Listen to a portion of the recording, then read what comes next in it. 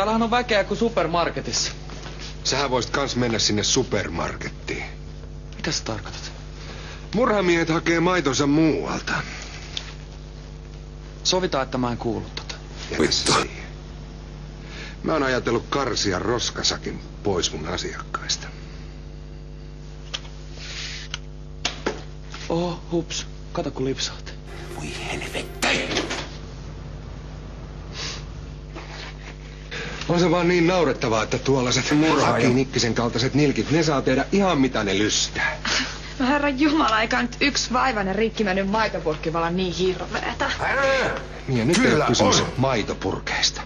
Varo vaan sinäkin, kun kuljet yksin tuolla käytävässä. Tuommoiset elukat, ne voi saada päänsä ihan mitä vaan.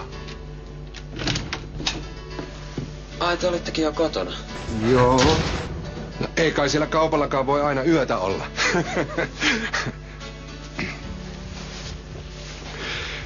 Kukas kaunis neito sulla on mukanas? Kristiina, tässä on mun faija, Ismo. Ja hei vaan. Oikein hauska tavata. No, se sanotaan nyt oikein kättäpäivää. Niin, mä tulin vaan soittaa Kristiinalle taksiin. Niin varmaan, joo. Käy peremmälle vaan. Ei anna olla jalassas vaan. Ei täällä olla niin ahdasmielisiä. Homoja.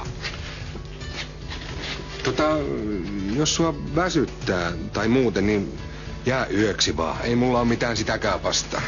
Joo, kiitti. Oliks toi veski? No joo, ei muuten ollut. Ei meillä olla niin ahdasmielisiä. Sähän oot reilulla päällä. Ja pitäähän sitä nyt vierailla. Niin kuin ei omille. Kyllähän sullakin nyt pitää jonkinlaiset rajat olla.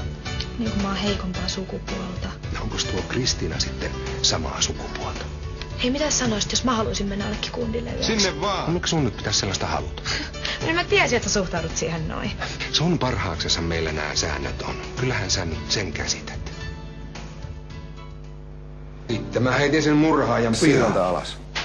Mä rupein tuommoista kattelee. Kaatelin maidotkin lattioille. Luulisin, että sitä pelottais, kun on siirtymässä ajasta ikuisuuteen, mutta ei mua pelottanut yhtään. Musta tuntuu, että mä en pelkää enää mitään. Sille Akille sille pitäisi antaa joku opetus.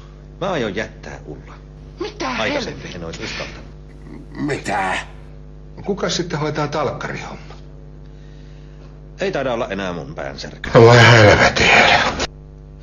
No, mitenkäs se murhamies nyt ihan siellä vapaana tallustelee? Missä? Ai kuka? No kenestä äsken oli puhe? Elina. Se on vapaa kuin taivaan kiisseliä. Ja Suomi mukaan oikeusvaltio. Herra yksin tietää, mitä se seuraavaksi tekee.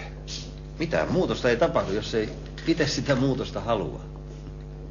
Mitä helvettiä? Että mun piti taivaan portilla asti käydä ennen kuin sen tajusi. Aivan. Turha syyttää muita, jos ei tee itse. Perunamuusia.